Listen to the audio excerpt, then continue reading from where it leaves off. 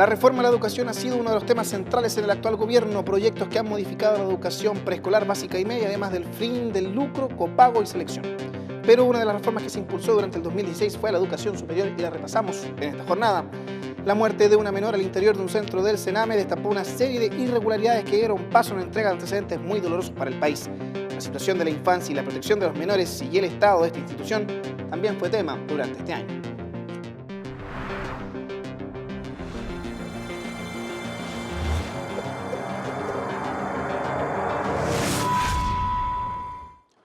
¿Qué tal? Bienvenidos a esta edición de Senado al Día, donde seguimos repasando diversos proyectos que han sido tramitados durante este año y temas de nivel ciudadano que también han sido comentados por las diversas comisiones que componen el Senado. Comenzamos con la tramitación de uno de los proyectos emblemáticos de la reforma a la educación, y es que lo hemos visto a lo largo de la última década en nuestro país. Miles de personas en las calles han salido a protestar, han salido a pronunciarse respecto del nivel de la educación en Chile. Y ese guante ha sido recogido por el actual gobierno, que ha impulsado una reforma la cual tiene pasos en la educación preescolar, básica, también el fin del lucro, copago y selección. También lo estaremos revisando más adelante, lo que tiene que ver con la nueva educación pública, conocida como la desmunicipalización de la educación. Pero otra de las iniciativas, y es la que estaremos viendo más adelante, tiene que ver con la reforma a la educación superior, diversos aspectos que se buscan establecer en esta reforma con respecto a la educación ya más avanzada de los adolescentes de nuestro país y que revisamos en el siguiente especial. ¿Cómo están, amigos? Bienvenidos a una nueva edición de su informativo Senado al Día, donde revisamos las principales noticias tanto de la actualidad legislativa como también de la contingencia, pero en este caso nos abarcaremos a un tema en específico, una área social bastante sensible y que es la educación, ya que durante la última cuenta pública presidencial fue este ámbito, la educación, la que abrió el mensaje de su excelencia la presidenta de la República, Michelle Bachelet, y que también trajo consigo no solo balance, sino también anuncios, algunos de ellos muy relativos y sensibles en lo que tiene que ver con la agenda legislativa de lo que resta de la actual legislatura. Por ejemplo, dentro de los anuncios y dentro de los planes se habla de iniciativas de ley. Por ejemplo, se plantea la creación de un sistema de educación superior en el cual hay universidades e instituciones técnico-profesionales. En cuanto al financiamiento, el Estado financiará directamente a las instituciones para que éstas sean quienes ofrezcan vacantes y cursos.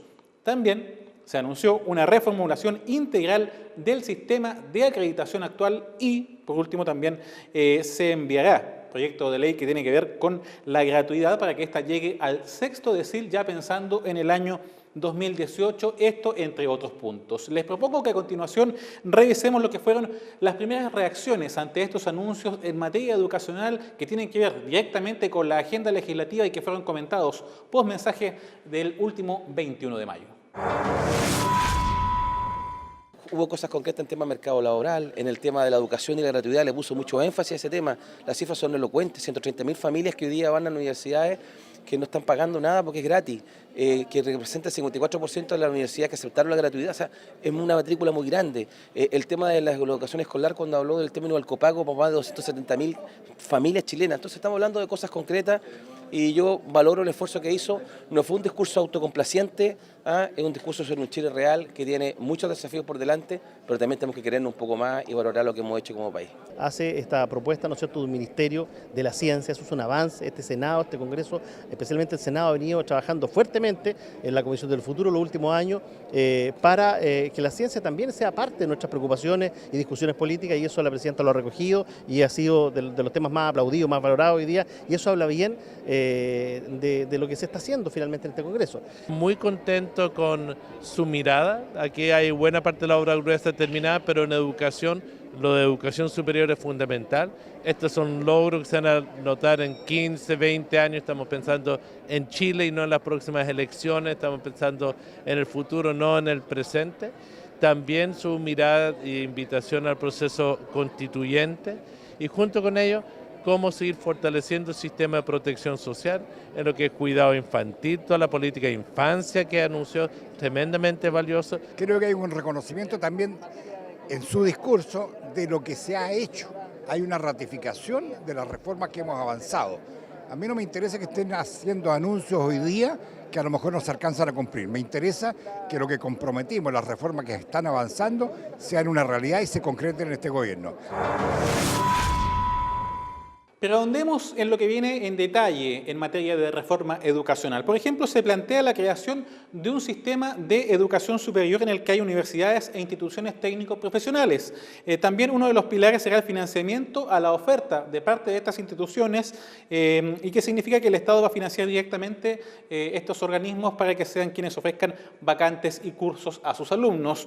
Para ello, el gobierno calculará el precio que tiene que pagar por el costo de cada institución, por ejemplo, y que estas instituciones lo que invierten en formar, por ejemplo, un abogado, un ingeniero, una enfermera, un sociólogo, etc. Hoy cada institución cobra un arancel al alumno y el Estado va a financiar la demanda, o sea, los créditos mediante becas y precisamente créditos. Lo que tiene que ver también para acceder al financiamiento público, uno de los requisitos que se propone es que la institución sea dueña de un porcentaje de los bienes inmuebles. El Ministerio de Educación, por otra parte, está evaluando financiar la gratuidad solo a carreras de pregrado por la duración formal de estas, más un porcentaje extra que, según comentan los rectores, podría ser de 1 o 2 años para recubrir la duración real que hoy registran los programas. La propuesta habla, en lo sustancial, del costo de formación en la primera carrera de pregrado.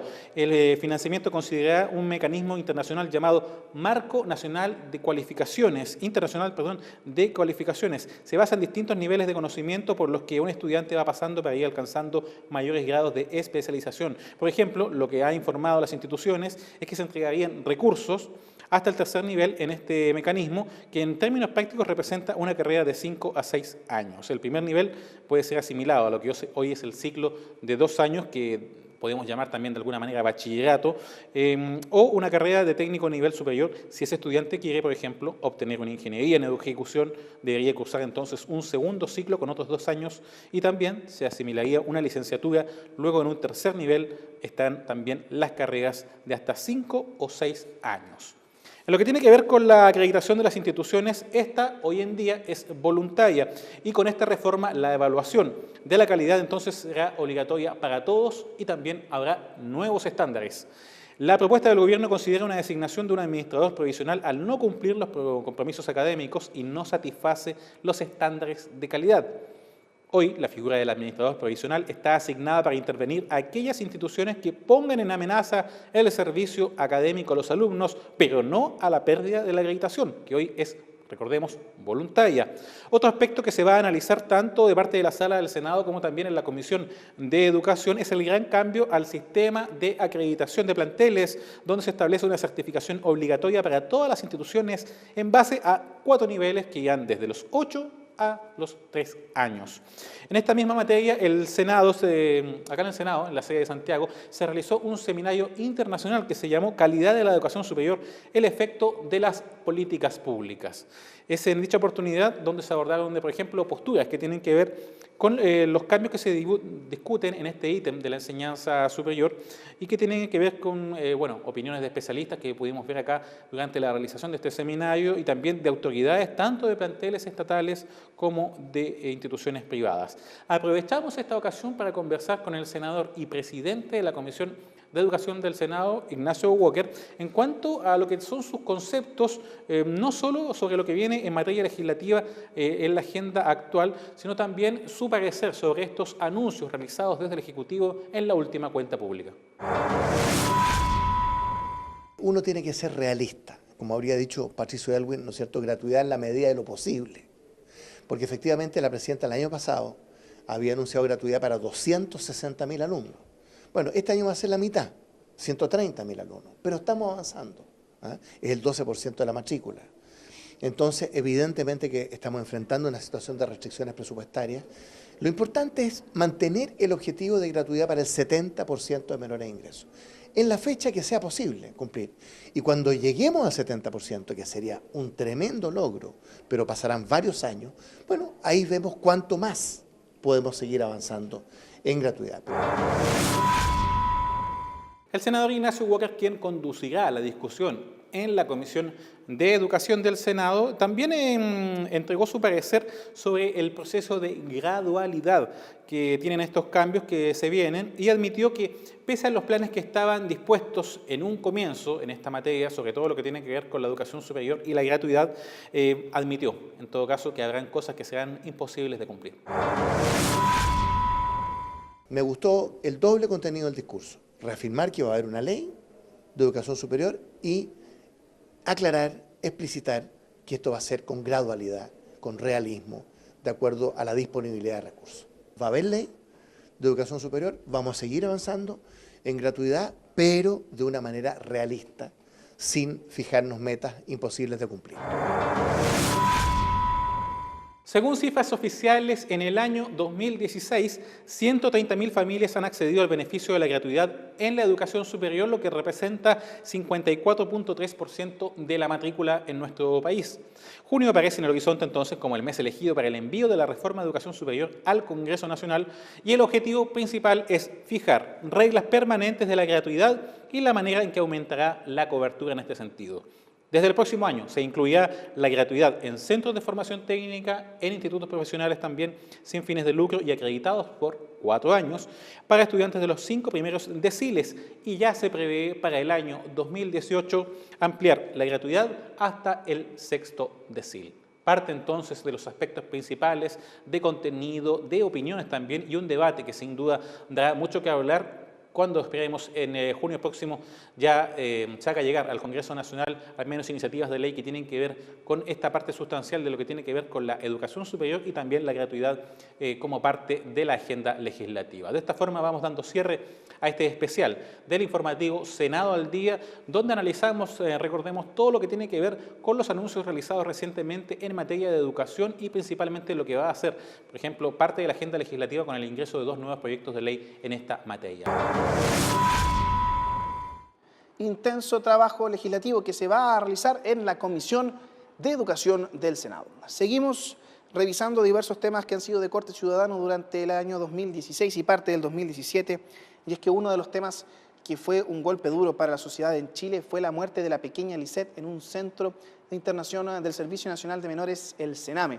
Esto fue la punta de un iceberg que se fue desvelando a lo largo del año 2016, y es que se entregaron cifras con respecto a pequeños que han fallecido en las instituciones del Sename.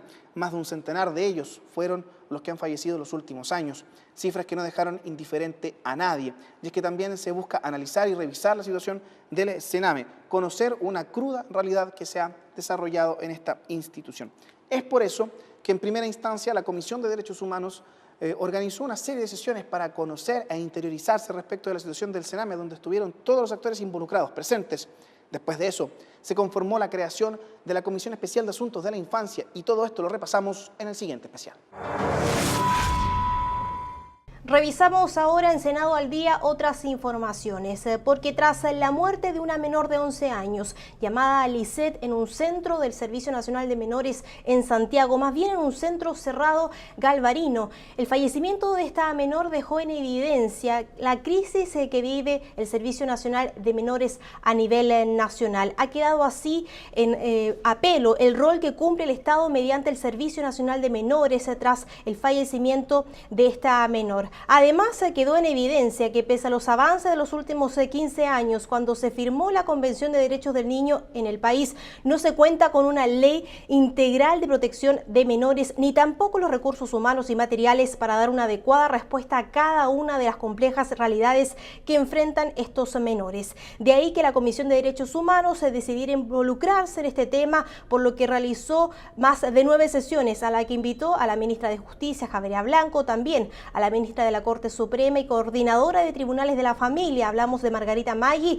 y diversos representantes trabajadores del Sename, todo a fin de elaborar un informe que será entregado al Ejecutivo y a la Comisión Especial de la Infancia que se creó en el Senado para realizar cambios al actual sistema de protección de menores. En estos encuentros, la ministra de Justicia y Derechos Humanos, Javiera Blanco, dio todo tipo de detalles, dio a conocer también el plan Protege por parte del gobierno. La secretaria de Estado explicó que este plan contempla medidas medidas que serán ejecutadas entre los Ministerios de Justicia y Derechos Humanos, Salud, Desarrollo Social, Interior y Servicios como Sename, Senda y el Consejo Nacional de la Infancia. Algunas de estas medidas consisten en la priorización de casos de fortalecimiento de unidades de salud en los centros de protección y ampliación de modelos de salud mental integral, entre otras medidas como el fortalecimiento y supervisión de las residencias del Sename a nivel nacional. Sobre esto se refirió el presidente de la instancia legislativa de la Comisión de Derechos Humanos. Hablamos del senador Alejandro Navarro, quien dio las primeras luces de lo que es esta crisis que vive el Sename. Allí tenemos tasas de estos hogares del 64% de los niños están con tratamiento farmacológico. Es decir, tenemos cerca de 5.000 niños que requieren atención de salud y no la tienen. Aquí no hay que buscar responsables ni hacer pelear ambas instituciones, justicia o salud, pero los niños hoy día no tienen la atención, hay falta de camas para niños que requieren internación inmediata. El Ministerio de Justicia ha identificado 184 niños en condiciones de riesgo vital que tienen que ser trasladados o a centros hospitalarios o recibir atención especializada médica de manera inmediata. Hemos solicitado a la ministra una coordinación especial urgente de salud con el Ministerio de Justicia para poder determinar exactamente dónde se van a llevar los niños. Se requieren camas, se requieren especialistas, psicólogos, psiquiatras y algunas también enfermedades que son no de tipo de salud mental, pero que, dada la condición de vulnerabilidad de los niños, requieren tratamiento sí especial.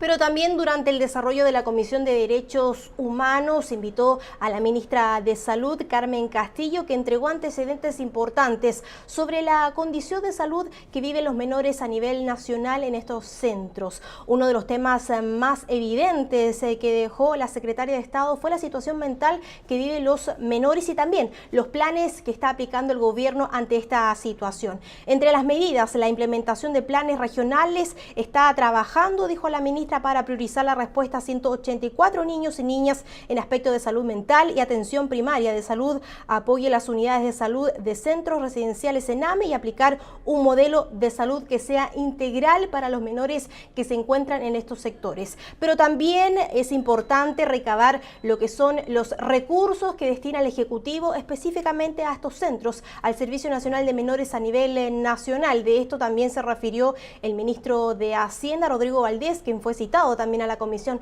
de Derechos Humanos. El ministro presentó así la inquietud sobre la que existe, sobre los recursos que el Estado integra a el Sename para atender a los menores que están bajo su cuidado. De acuerdo a lo señalado por el ministro de Hacienda, se estima un promedio de 200.000 al mes por cada menor, lo que a juicio de los parlamentarios no alcanza para responder de mejor manera a los menores que están institucionalizados, muchos de los cuales requieren además tratamientos médicos. Para la senadora Jacqueline Van Rysselberghe, esto es un tema bastante complejo. El tema de la salud debe ser prioridad en el cambio institucional que se quiere hacer al Sename. Escuchemos a la legisladora. Yo creo que el Sename definitivamente requiere una intervención, y no es una intervención menor, yo creo que requiere una intervención mayor. Acá se mezclaron peras con manzanas, se mezcló a niños infractores de la ley con niños que tenían vulnerados sus derechos bajo una misma institucionalidad, sin aportar mayores recursos, sin generar el soporte necesario para poder manejarlo adecuadamente. Y por lo tanto yo creo que es importante retomar el proyecto que de alguna manera se había dejado estar, que separaba estas dos áreas para que hayan especializaciones en cada una de ellos. Son ambos niños con problemas, pero son absolutamente distintos. En primer lugar. En segundo lugar, nos parece que los grandes problemas hoy día están en las residencias del Sename y también de algunas organizaciones que trabajan colaboradoras con él.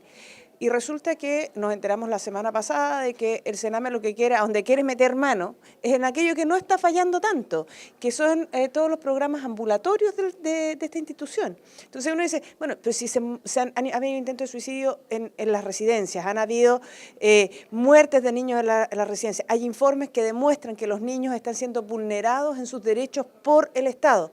Resulta que la gran reforma del gobierno va hacia los programas ambulatorios territorio y tratando, no tocando tanto lo que son las residencias.